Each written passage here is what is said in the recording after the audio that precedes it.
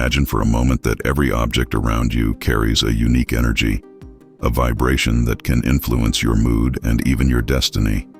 Now think, do you really know what you are allowing into your life? By accepting items from others, you are inviting their experiences, emotions, and even misadventures into your home. It's like opening a door to energies that may not be beneficial. Have you ever stopped to reflect on the power that attention has? When you focus on something, you are, in fact, buying an experience. And what if I told you there are 7 things you should never accept from anyone? These small decisions can shape your reality in ways you can't even imagine. Throughout this video, we will explore how these seemingly harmless items can affect your well-being and prosperity. Get ready for a journey of self-discovery and energetic protection. Every choice you make echoes in your life. And remember, energy is the universal currency. What kind of energy are you willing to trade? Let's find out together. But first, I ask you to subscribe to our channel and help us grow. Comment below with your city, so I can see how far my message is reaching. Handled salt. Have you ever stopped to think about the salt we use in our daily lives? It's curious how a simple grain can have such a profound meaning in our lives. I've always heard that salt is a powerful absorber of energies, and honestly, I didn't take this very seriously until I started to notice how I felt when accepting salt that had been touched by other people. That seasoning, which should merely enhance the flavor of food, began to seem like a spokesperson for strange emotions and others' worries. When someone offers me a bit of salt, the first thing that comes to my mind is, who else touched this salt? And it's not paranoia, but a genuine concern. Accepting salt that has been handled by someone else may mean I am opening my space to energies that are not mine. It's as if I'm allowing a piece of that person's life to enter mine, and let's be honest, not all energies are positive. Often they are worries and anxieties that are not mine, but end up settling in my environment. Moreover, salt is a symbol of purification in many cultures. So when we think about accepting salt from someone, we should ask ourselves if we are truly purifying our space, or, on the contrary, bringing in confusion. The idea that something so simple can affect our energy is fascinating, but also a bit frightening. It's a lesson on how we should be selective about what we accept into our lives, even if it seems harmless. In practice, I have been trying to avoid situations where salt is shared carelessly. Sometimes it's safer to use my own salt, the one I bought and took care to keep its purity. This gives me a sense of control over the energies flowing around me. And let's face it, it's not worth risking the harmony of my space for a handful of salt that may have passed through many hands. So, the next time you are about to accept a bit of salt, think twice. Ask yourself if you are willing to open your space to the energies of other people. Salt may be a simple seasoning, but it can also represent much more than that. Used bags and wallets. When it comes to bags and wallets, most people don't pay much attention to the past of these items. But believe me, they carry the financial energy of their former owners. I used to love shopping at thrift stores, thinking I was getting a great deal, until I realized I was actually absorbing financial vibrations that weren't mine. It was as if I was inheriting the worries and debts of whoever used that bag before me. Accepting a second-hand wallet is something I now do with great care. It's an item that, by definition, is closely linked to our relationship with money and our financial stability. By using a wallet that has had another owner, I feel like I'm somehow connecting with that person's financial history. If they had struggles, it may, in some way, reflect in my own life. The energy that comes with these items can be a bridge to what I don't want to experience. That's why I've been trying to be more intentional with my choices. If I really need a new bag or wallet, I prefer to invest in a new item that I can imbue with my own energy and intention. After all, what I carry with me should reflect my own goals and aspirations, not those of someone I never met. And it's not just about financial issues. The energy these items carry can influence our self-esteem and confidence. When I use a bag that I feel doesn't match me or that carries a heavy story, I notice that my own energy gets compromised. It's a vicious cycle that can affect how I see myself and how I relate to others. So next time you think about accepting or buying a used bag or wallet, take a pause. Ask yourself, is this the energy I want to attract into my life? And remember, The choice is always yours. Mirrors. Mirrors are much more than simple decorative objects. They are portals that absorb energies from the environment. Whenever I look into a mirror, I can't help but feel that it reflects not only my image, but also the emotions and experiences surrounding it. Accepting a used mirror is, for me, a decision that deserves reflection. After all, what could it be bringing back into my life?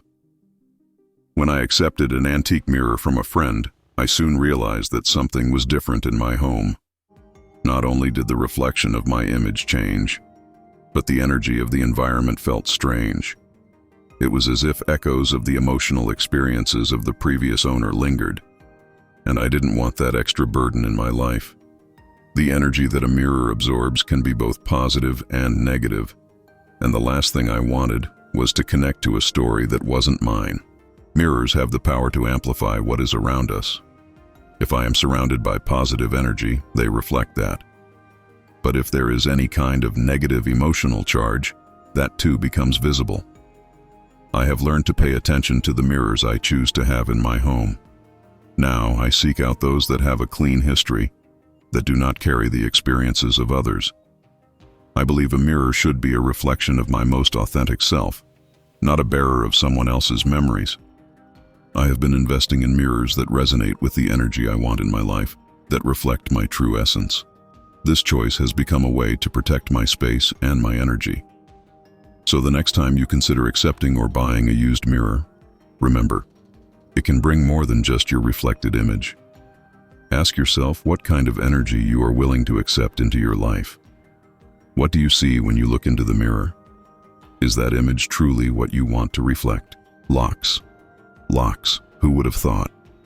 They go far beyond a simple security mechanism.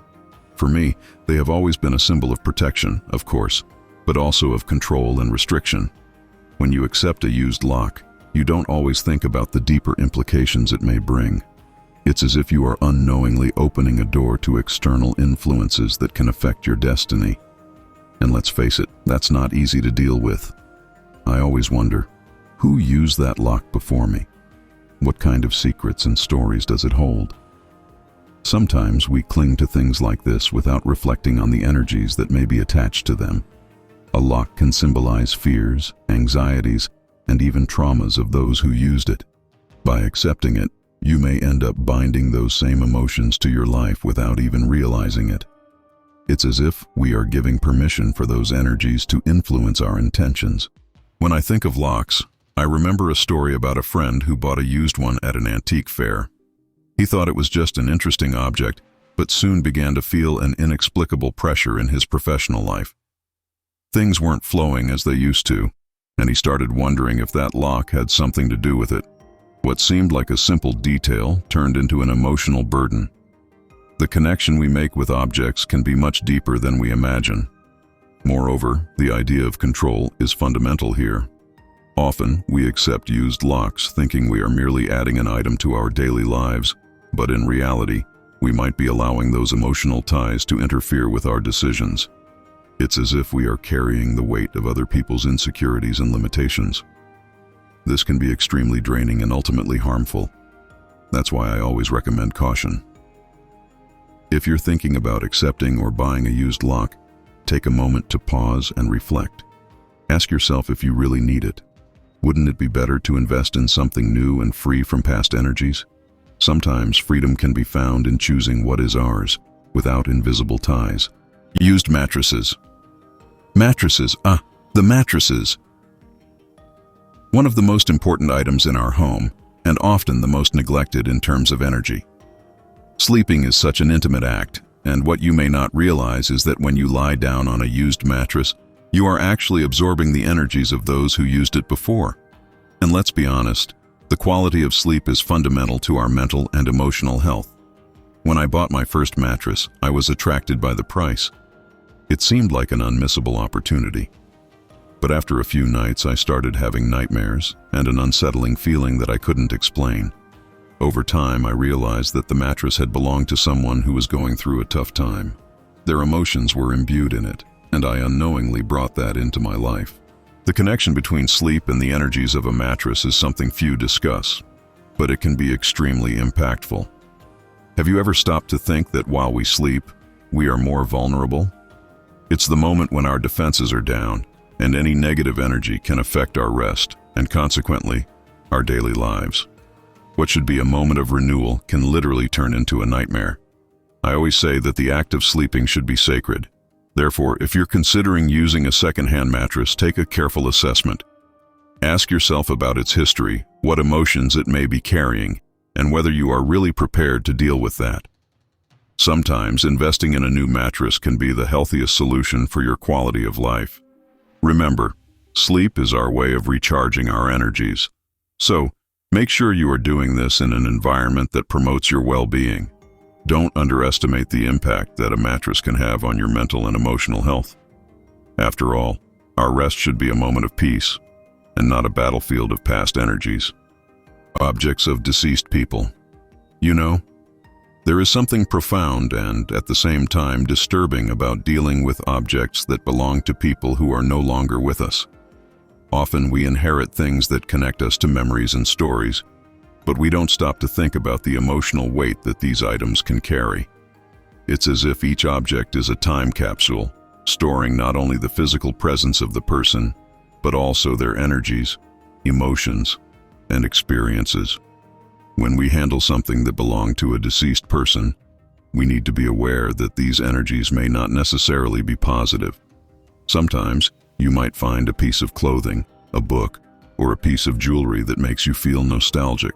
But behind that nostalgia, there may be a shadow of sadness or an emotional weight that we can't see at first glance. It's important to assess how these items affect us. If you feel a sense of anguish when looking at an object, it might be best to set it aside. After all, we don't want to carry unresolved energies that could prevent us from moving forward in life. The connection to objects of deceased people can also make us feel guilty if we decide to part with them. And that's where the issue of attachment comes in. It's natural to want to keep a part of the memory alive, but we should ask ourselves, does this truly bring us peace, or does it just keep us tied to a pain from the past? Each of us has a limit regarding what we can handle. Sometimes the best course of action is to find a way to honor the memory without carrying the emotional weight that these objects might bring. Therefore, when accepting or keeping items that belong to the deceased, it is essential to reflect on this. Asking yourself how you feel about having these objects around can be revealing. If the answer is positive, it might be worth keeping. But if there is a sense of discomfort, it is ideal to consider the possibility of parting with them in a respectful manner.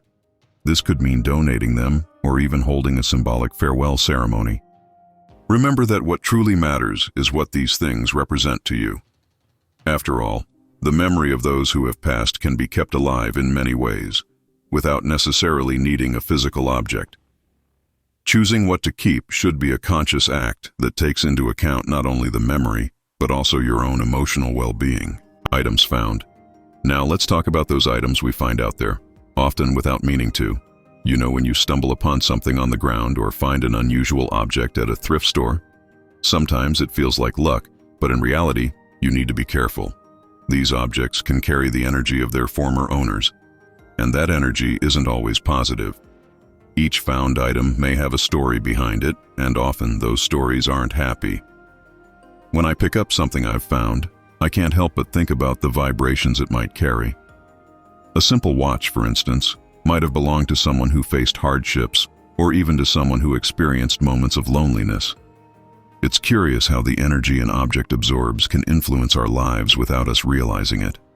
Therefore, when picking up a found item, it's essential to reflect on what it may be bringing into our reality. Some may argue that this is superstition, but for me, energy is something tangible. Sometimes found items can evoke a sense of despair or loss, which is hard to identify but somehow affects us. If you feel that a found object doesn't bring good vibes, don't hesitate to leave it where it was. After all, our lives are already full of challenges. Why add more negative karma to our journey? Moreover, it's not just a question of negative energy. Found objects can also remind us of bad situations we don't want to relive. It's as if that item serves as a constant reminder of something we'd prefer to forget. Therefore, before deciding to keep something we've found, it's crucial to evaluate its history and what it represents to us. Ultimately, life is about the choices we make. If a found item doesn't bring joy or peace, it might be better to leave it behind. There are many ways to connect with the world around us without carrying the weight of objects that no longer serve us. After all, true luck lies in knowing what we want in our lives and what we need to let go. If you've made it this far, it's because you truly care about the energy around you. Think about the 7 things we discussed today and how they can impact your life. Have you ever stopped to reflect on the objects you accept and how they might carry hidden energies? Energy is the universal currency, and each item you bring into your life tells a story. So, the next time someone offers you something, ask yourself, what is the true intention behind this? What energies am I inviting into my space? It's a simple yet powerful exercise. Your peace and well-being are in your hands. And remember, transformation begins when you become aware. Have you ever had an experience where an object brought about an unexpected change in your life? Share in the comments. Let's create a space for exchange and learning. And if you enjoyed the video, don't forget to leave a like and subscribe for more content that helps on your personal development journey. Together, we can build a more prosperous and enlightened community. Until next time.